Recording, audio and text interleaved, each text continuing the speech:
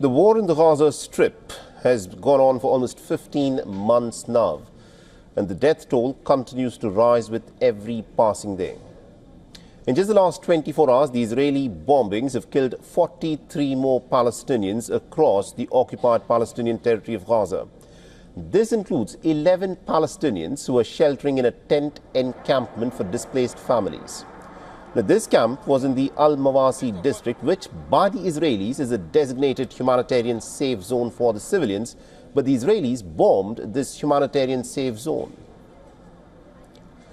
Now, the Israeli military claims that it followed international law and took feasible precautions to mitigate civilian harm by bombing them.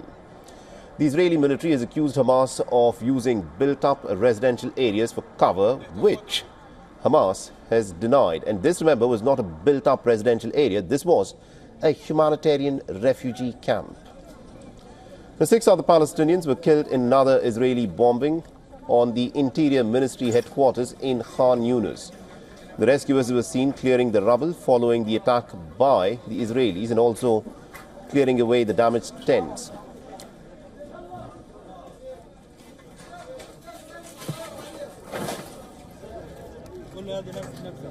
Now, the RDF claims that it targeted Hamas that was operating from a command and control center that was embedded inside the municipality building in the humanitarian area.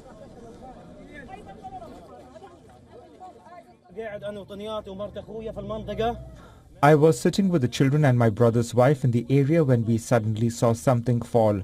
It turned the entire area into dust, took away the tents and the entire area. We were screaming. I did not know where my children were or where my wife was. I started running like crazy. There I found a man lying. His head was cut off.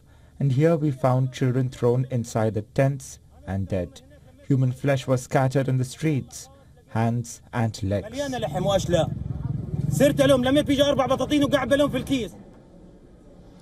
After Israel's recent raid of the Kamal Adwan hospital in northern Gaza, the United Nations Security Council is all set to meet for an emergency meeting to discuss the raid.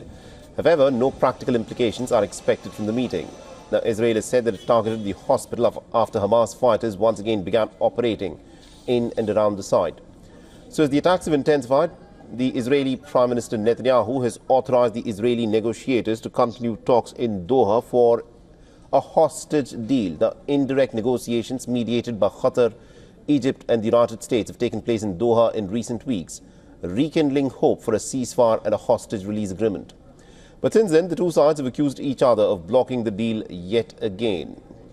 Netanyahu's statement came as he was discharged from the hospital 4 days after he underwent a prostate removal surgery.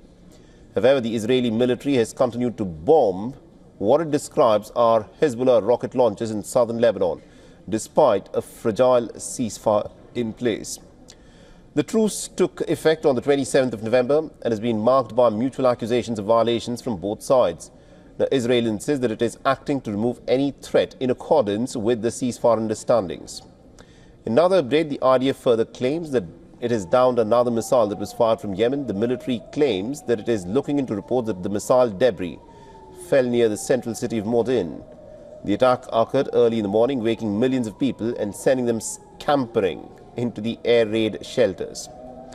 The Yemen's Iran-backed Houthis have launched missiles and drones at the state of Israel in solidarity with the Palestinians who've been under the pump by the Israelis for the last 15 months.